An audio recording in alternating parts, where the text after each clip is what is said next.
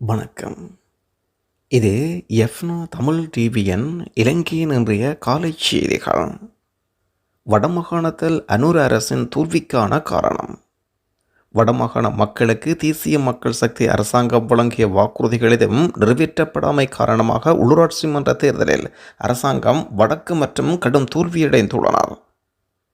பொய்யான வாக்குறுதிகளே வடக்கு மற்றும் கிழக்கில் அரசினால் வெற்றி பெற முடியாமல் இருப்பதற்காக சொல்லப்படுகின்றது. கடந்த முறை வடக்கில் தமிழ் கட்சிகளுக்கு பிரச்சினை இருந்தமையினால் அரசாங்கத்துக்கு இலகுவாக நுழையக்கூடிய வகையில் சூழல் காணப்பட்டது. எனினும் இம்முறை தமிழ் கட்சிகளுக்குள் மாற்றங்கள் இருந்தாலும் அரசாங்கத்துக்கு வாக்களிக்க கூடாது என்று தமிழ் மக்கள் நினைத்துள்ளனர். அரசாங்கம் முன்பு வழங்கிய வாக்குறுதிகள் ஒன்றையும் நிறைவேற்றவில்லை. சிறையில் இருப்பவர்கள் விடுவிப்பதாக கூறிய போதிலும் இதுவரை விடுவிக்கப்படவில்லை. காணிகள் கையகப்படுத்தப்பட்டதாக கூறப்பட்டது. எனினும் திணைக்களம் மக்களின் காணிகள் தொடர்ந்தும் கையகப்படுத்தப்பட்டு வருகின்றது. இராணுவம் குறைக்கப்படும் என்று கூறிவிட்டு அங்கேயும் சிலரை மாத்திரம் குறைத்துவிட்டு அதிகளவு அழைத்து வரப்பட்டுள்ளனர். முல்லைத்தீவில் 2 பொதுமக்களுக்கு ஒரு இராணுவம் என்ற கணக்கில் உள்ளனர். இவ்வாறான நிலையில் தற்போதைய அரசாங்கத்தின் கொள்கைகளுக்கு முன்பிருந்த அரசாங்கத்தின் கொள்கைகளுக்கும் மாற்றமில்லை. இதன் காரணமாக இம்முறை அரசாங்கத்துக்கு இந்த மக்களின் ஆதரவு பெரிய அளவில் கிடைக்கவில்லை. வடகிழக்கு மக்கள் சிங்கள மக்களுடன் நல்ல உறவில் தான் உள்ளனர் என்று உரிமைகள் இருக்கின்றன. இதனால் தமிழ் மக்கள் என்ற ரீதியில் தமிழர்களின் இடத்தை நிர்வகிக்க எங்களுக்கு சந்தர்ப்பம் வழங்க வேண்டும் என்பதை நாங்கள் கூறுகின்றோம். இலங்கை தமிழரசுக் கட்சியின் முன்னாள் நாடாளுமன்ற உறுப்பினர் சுமந்திரன் தனது அரசியல் நிலைப்பாடுகளில் மெய்யான மாற்றங்கள் சிலவற்றை கொண்டு வர வேண்டும்.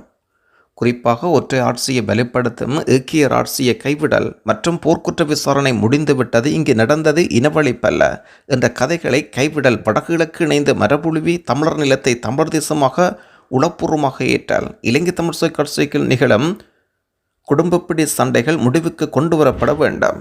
நீதிமன்ற வழக்குகள் மீளப்பெற வேண்டும். பல மாற்றங்கள் அவர் செய்ய வேண்டி இருக்கின்றது. குறிப்பாக முன்னாள் நாடாளுமன்ற உறுப்பினர் சுமந்திரன். தமிழரசுக் கட்சியின் நாடாளுமன்ற உறுப்பினர் சிவஞானம் ஸ்ரீதரன் கடந்த பொது தேர்தலுக்கு முன்பிருந்த சுமந்திரன் தரப்பினால் கடுமையாக விமர்சிக்கப்பட்டிருந்தார். இதன் உச்சத்தை அண்மையில் இடம்பெற்ற மேதின கூட்டத்திலும் ஐரோப்பிய ஒன்றிய பிரதிகளை சந்திக்க சென்ற நேரத்திலும் ஸ்ரீதரன் அவர்களுக்கு நடந்தவற்றை பார்த்திருந்தோம்.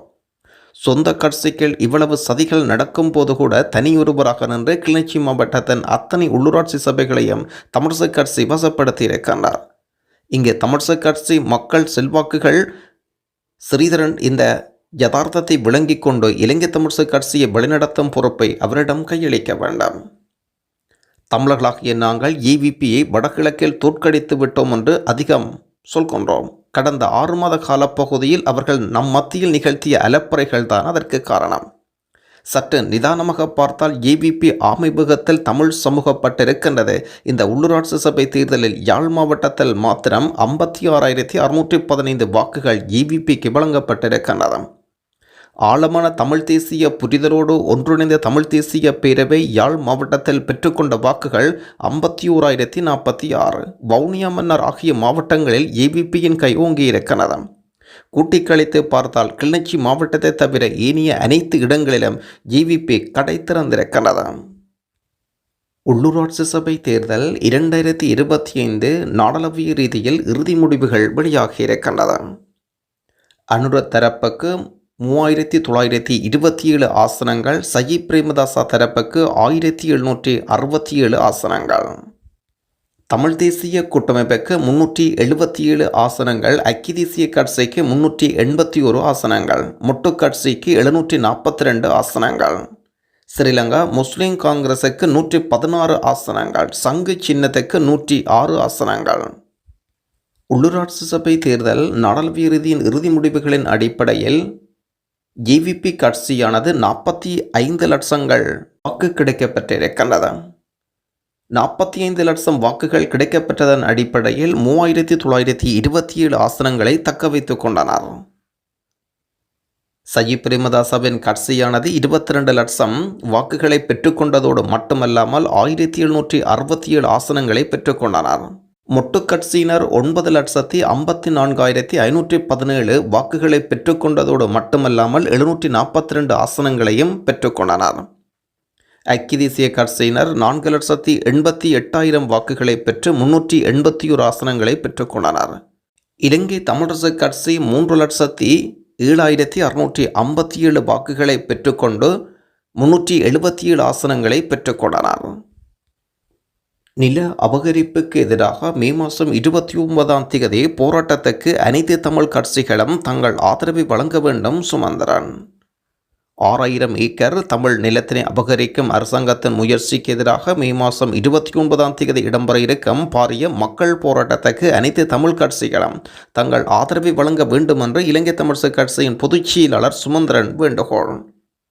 தமிழ் தேசிய கூட்டமைப்பு பிரிந்துவிட்டது, உடைந்துவிட்டது என்ற சொல்கள செய்திகளை எல்லாம் கடந்த காலங்களில் நாம் மறக்கின்றேன். நாடாளுமன்றத்தின் இதுவரைக்கும் தமிழ் தேசிய கூட்டமைப்பாக இயங்கினோம். நாடாளுமன்ற தேர்தலில் அவர்கள் தனித்து போட்டியிட்டார்கள். நாடாளுமன்ற தேர்தலில் தனித்து போட்டியிடக்கூடாது, இந்த தேர்தலில் தனித்து போட்டியிட வேண்டாம். இந்த வேளையில் நாங்கள் சொன்னது சரி, அவர்கள் சொன்னது பிழை என்றால் சொல்லிக் கொண்டிருந்த விருப்பமில்லை. நாங்கள் சேர்ந்து இயங்க வேண்டிய காலம் நேரம். மிகவும் விசேடமாக எங்களுடைய நிலங்களில் 6000 ஏக்கர் பறிபோகின்ற சூழல் இருக்கின்றது. ஏற்கனவே அதற்கான அறைகூவலை விடுத்திருக்கின்றோம். மீண்டும் மக்கள் ஆணையுடன் ஜனாதிபதிக்கும் அரசாங்கத்துக்கும் ஒரு கோரிக்கையை முன்வைக்க விரும்புகின்றோம். எந்த சபையிலும் எதிர்க்கட்சிகளுடன் கைகோர்த்து சபைகளை நிறுவ மாட்டோம். அதேவேளை எம்முடன் இணைந்து பணியாற்ற விரும்பும் தனிநபர்களின் சுயாதீன குழுக்களை பரிசோதனைப்போம். டில்வின் சில்வா. அரசாங்கத்தினால் நிராகரிக்கப்பட்ட எதிர்க்கட்சிகளுடன் தேசிய மக்கள் சக்தி கைகோர்த்து சபைகளை நிர்வாது என்றும் ஏபிபியின் பொதுச் செயலாளர் டில்வின் சில்வா அறிவிக்கின்றார்.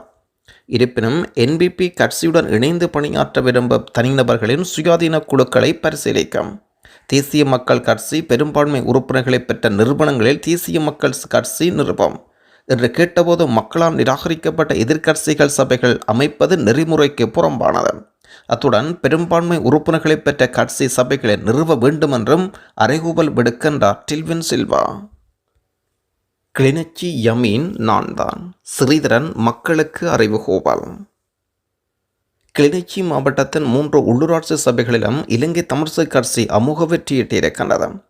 கரைச்சி, பூநகரி, பச்சிலைப்பள்ளி பிரசபைகளின் அநேக வட்டாரங்கள் இலங்கை தமிழரசுக் கட்சி வென்றது. இதேபோல் இதுவரை ஸ்ரீதரன் தரப்புக்கு பெரும் சவாலாக விளங்கியது சந்திரகுமார் தலைமையிலான சமத்துவ கட்சி பெரும் சரிவை சந்தித்தது.